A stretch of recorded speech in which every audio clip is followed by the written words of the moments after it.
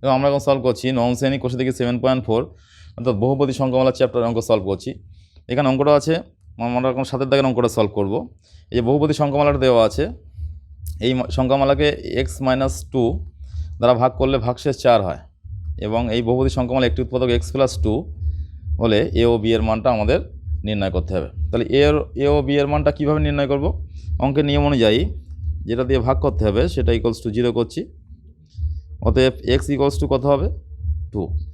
এখানে মূল অঙ্কটা ফাংশন অফ x = কী দেওয়া আছে দেখো, ফাংশন অফ x = দেওয়া আছে a x³ + bx² + x - 6। এখানে আমরা f(2) এর মানটা বার করব। f(2) এর মানটা কত হবে? মানে x এর স্থানে 2 বসিয়ে দিচ্ছি।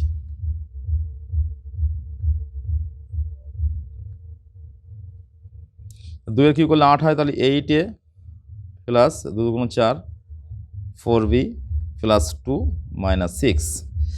তাহলে কত হচ্ছে? 8a + 4b - 4। এখানে রাশি পেয়েছি আমরা। এবার আবার একটা বলা আছে দেখো যে বহুপদী সংখ্যামালার আর একটি উৎপাদক যদি x+2 হয়, তাহলে আবার x+2 দিয়ে তাহলে আমরা বার করে নিই এটা। অতএব x+2 = 0 ধরতে হবে। তাহলে x এর মানটা কত হচ্ছে? -2।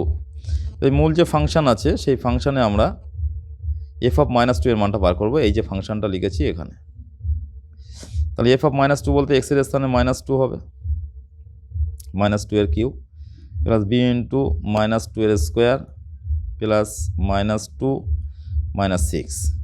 তাই -8a, এটা 2 × 4 প্লাস হয়ে যাচ্ছে, প্লাস 4b -2 - 6। অ্যাকচুয়াল কী দাঁড়াচ্ছে? -8a plus 4b - 8। এখানে রাশি পেয়েছি আমরা। তাহলে অঙ্কের নিয়ম অনুযায়ী যে রাশিগুলো পেয়েছি আমরা এটা সমান 0 করতে হবে। কেন? আমরা জানি fx এর মানটা 0 হলে তবে কিন্তু সেটা উৎপাদক হবে। তাই এটা সমান 0 করব। আর এখানে বলা আছে প্রথম যেটা পেয়েছিলাম সেটা সমান 4 হবে ভাগশেষটা। তাই প্রথমে যেটা পেয়েছি সেটা কি হয়েছে দেখো,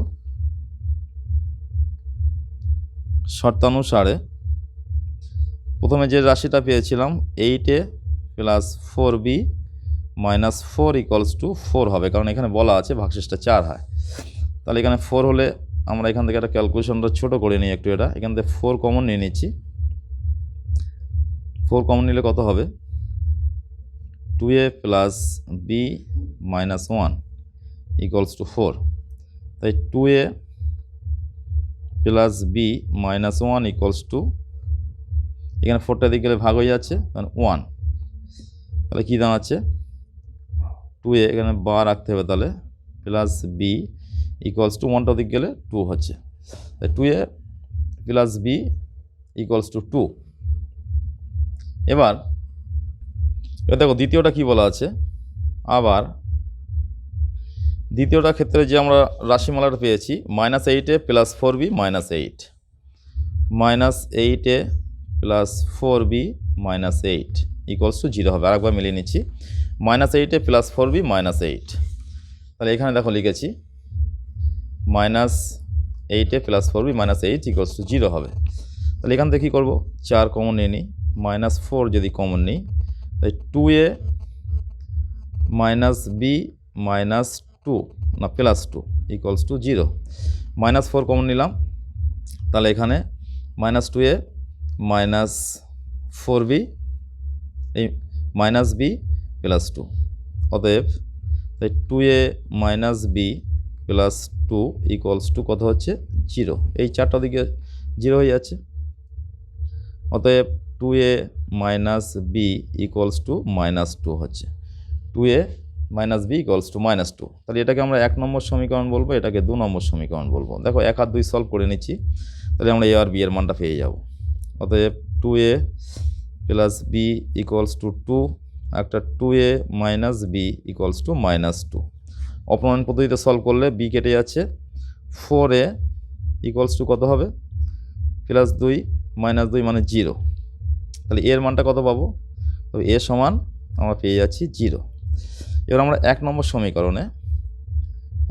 সমীকরণে এ সমান 0 বসিয়ে দিচ্ছি, তাহলে বি এর মানটা পেয়ে যাব। 2 × 0 প্লাস বি ইকুয়ালস টু 2। 0 হচ্ছে এটা, তাহলে বি সমান কত হলো? বি সমান 2 পেয়ে গেছি।